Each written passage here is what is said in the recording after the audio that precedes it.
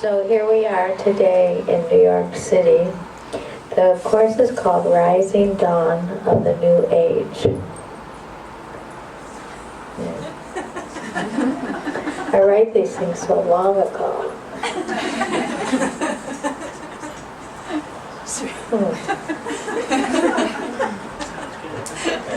I didn't write that. I think people edit these things.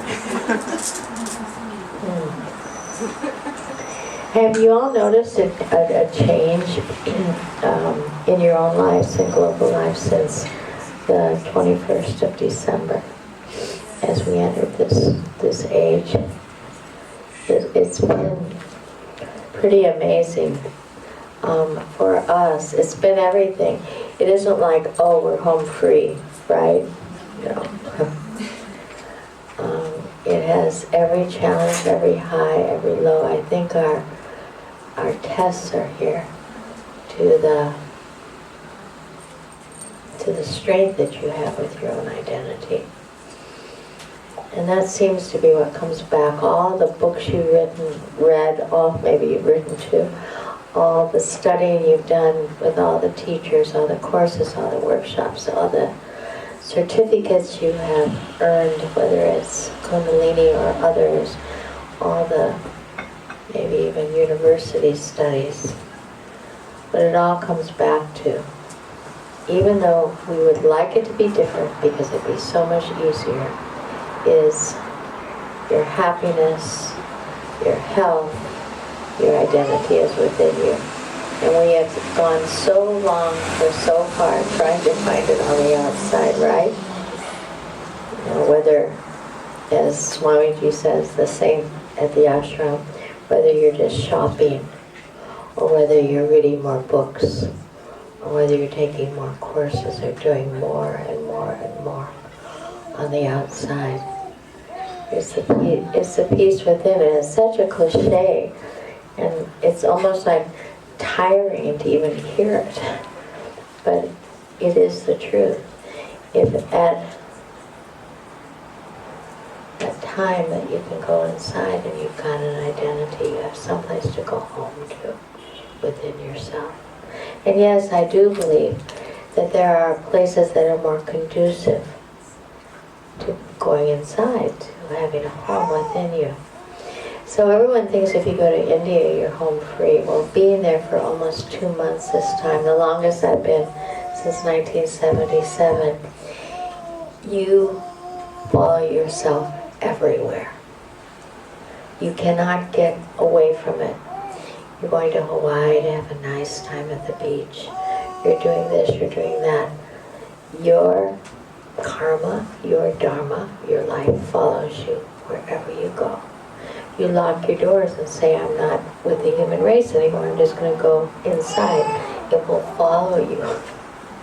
Whether you're in the middle of New York City or you're in a cave in the Himalayas, it is still there, because the within is within you. It's not outside of you. While we were in India, and of course I could tell many tales, but most people go, and I go with that same feeling, going to India, going home. What came down in India, I couldn't have written about it in any book without first experiencing it. The weather was so different than we thought. We had to evacuate our tents outside. We had to go through so much torrent rain and thunder and lightning and being so cold. I mean, India is supposed to be warm at that time. What happened? And then, of course, it went from that to blazing hot. I got to know a lot of people really well there in the town. And the politics are unbelievable there. You think, well, it's India. Politics are politics everywhere. People trying to make a gain, whether it's earth plane or spiritual plane. Whatever it is. The gain for what? The gain for happiness, really, is what it comes down to. went to Kumbamela, which is the largest human gathering in the history of the human race, 60 million people. That was a trip beyond a trip. But I will tell you, and perhaps this can capture before we begin. So I went with Guru Dev, who many of you know, my great friend, and 3 other men. I was glad that I went with strong men because I might still be wandering around Allahabad trying to get out as we speak right now. But because 2 knew good Hindi, 1 pidgin Hindi, we were able to get a car, we were able to get on the plane, we were able to make our way to the 60 million gathering in a riverbed where 3 rivers converge, 3 holy rivers. When the monsoon comes, the whole riverbed is absolutely full of water. But at this particular time, when they have Kumbh, ours was every 12 years, this particular holy Kumbamela, all faiths, all religions, all peoples gather. And for them, they'll walk for days. They'll do anything they can to get to this holy gathering. What is it? It's like a circus. It's like nutty, beyond nutty. So many camps, so many people chanting, so many people doing so many things. It just never ever ends. But the highlight is to take a boat into the middle where the 3 rivers converge and to do a dip. Dipping in water is one of the holiest things in India one can do no matter what faith you're in. So that was our mission, to get a boat to get to the middle. But there were about millions of other people that had the same idea. And so just even getting to the river was a big challenge. But we did it. And then you're feeling quite holy actually, because everyone's there for the same purpose and to get to this where the 3 rivers merge. But to get there you have to get on a boat, and the boat takes you to the middle. So we went from business to pleasure, pleasure to business, because the boats are so old and so floppy, but you have to bargain for the price. So we're walking, chanting, feeling very elevated. Then you get to the boat, and the guy, we're bargaining to get the boat, and the boat will only go so far if we pay him so much money, and then he wants a tip, and then he wants more. So all of a sudden we're in the world, right here, keeping our spiritual cool, but getting what we want by bargaining. So we got on this big, dumpy boat, and he's rowing, and then we had to get to a platform. You will not be able to imagine. Maybe only photographs could help you. There's little platforms out in the middle, and the water's not that deep because Indians don't know how to swim. They probably all drowned out there. It's about to here. But you get on this very small platform, and then you have to bargain with the dude who's, you got to get these coconuts. I don't know why. You got to buy these coconuts that then they put in the water, and then you have to buy these little vases of milk which they dump on you and all this stuff.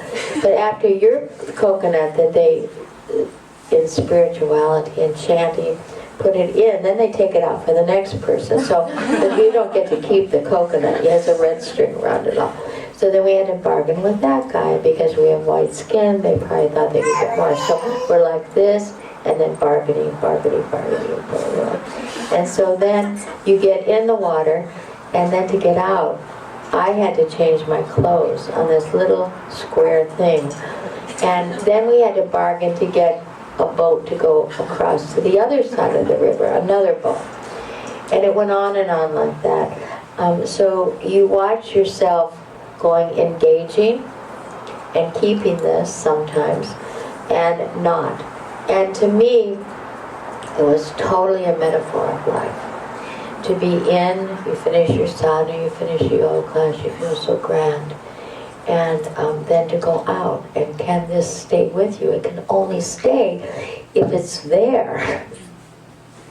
If you just got a touch of it, but it's not really there, it's not planted within you, it'll leave as soon as you walk out your door. The experience I had though from everything that transpired to get there on the plane. The plane was 6 hours late. It didn't come. Then another plane came, and thousands of people are waiting. You can't even get on planes hardly.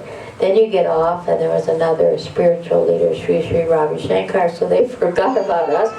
And he's got hordes of people, and you can't get through the people to try to get a taxi. And it went on and on like that. So was the experience I had, and it was only for 30 seconds maybe, when I got in the water, and the water was not that clean, and it wasn't like, oh, holy water. I'm thinking all the time, why the hell am I doing this, you know? First of all, it costs so much money to fly there because they up the prices, something fierce for everyone. But something happened that will keep me going for a long time. Those experiences that you have all had that keep you going. I actually, in that moment when I was dipping, felt a oneness that I don't know if I ever felt before. And they always said that where these three rivers merge, it's a holy place, and dipping there, something will happen. I didn't believe it. I was just doing it because, you know, Guru Dev was going, I was going, why not? Everyone goes to the Kumbh. But something happened in that moment, and then everything seemed worth it. The point I'm making is, at any moment, you can have an experience that will connect you.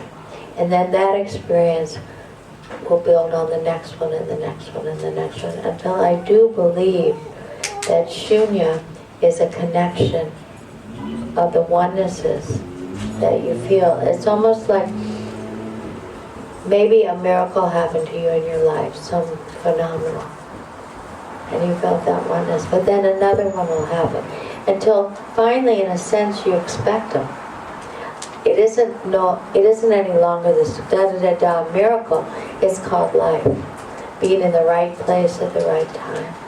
Trusting in the universe. And then it has a flow to it, like that oneness I felt. And that, I do believe, is what we're being asked to do now. Our virtue is being tested since December 21st. Everything that you have aspired to do spiritually is being tested, is being utilized. But if you don't have it, you'll feel naked in below zero weather. It'll be so cold, and you'll feel so alone. And I assume all of you have had somewhat of a connection, otherwise you wouldn't be sitting here, you'd be up the street in a bar. I want to say sadhana is one element, but it's not the only thing. If you don't have a basis of which to build, yes, but then you have to go out and serve, but not for yourself. And that's another big catch-22. You have to watch why you're doing something. You have to watch if you're getting all pumped up with the praise or the acknowledgement, or if you can do things silently, just because it's a normal thing to do. It's a human thing to do, to serve, to help. It isn't some big da-da-da-da. It's what's expected of us as a human being. To get up early, bow your head, help people. It isn't like this big, grandiose thing. It's just the natural thing for happiness. It's the natural thing for connection with self. It isn't that really complicated, but we make it so complicated. We do NGOs and we work to set up this board and that board, and we're so consumed by all that. But yet, if we were just nice to our neighbors and just, what can I say, just become human.